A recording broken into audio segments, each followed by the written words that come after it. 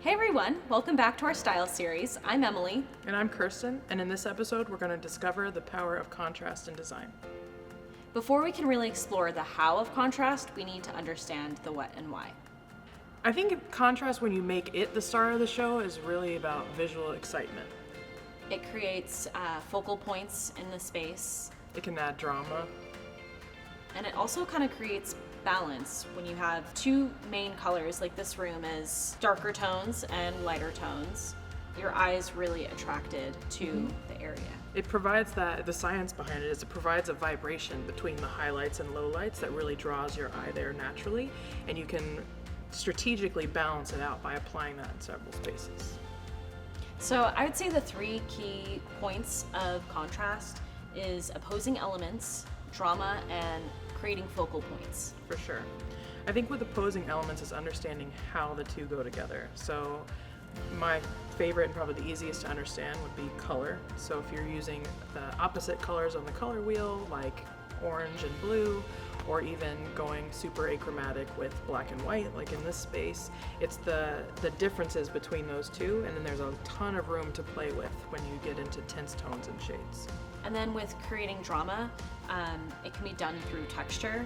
This table is an inlay table and it's next to a super textured rug. These pillows are hide and leather and they create a sort of drama.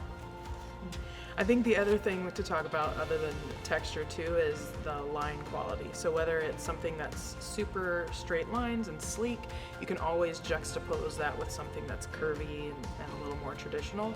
So for me, when you're creating a super contrasted space, it's really awesome to add that one traditional element that really just becomes the star of the show. And it seems like it's out of place, but if you can tie it in with different textures or create that harmony with texture and color, it'll really make it feel at home.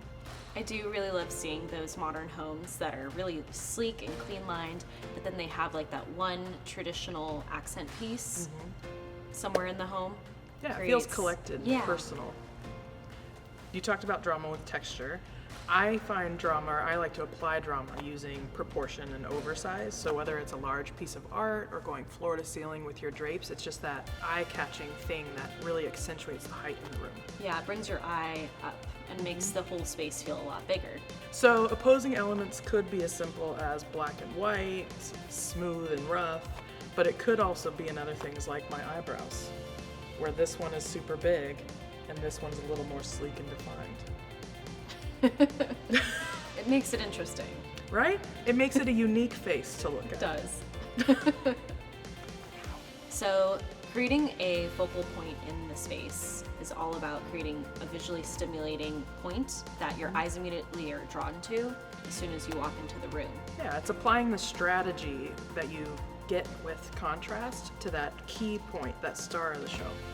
So like they say in many romantic comedies, opposites attract, except it actually does apply when it comes to design. True. So whether it's color or texture or variance of line, or if you want to add drama using size and shape and long dramatic panels, these are the things that create those focal points that really do draw your eye. But they won't break your heart.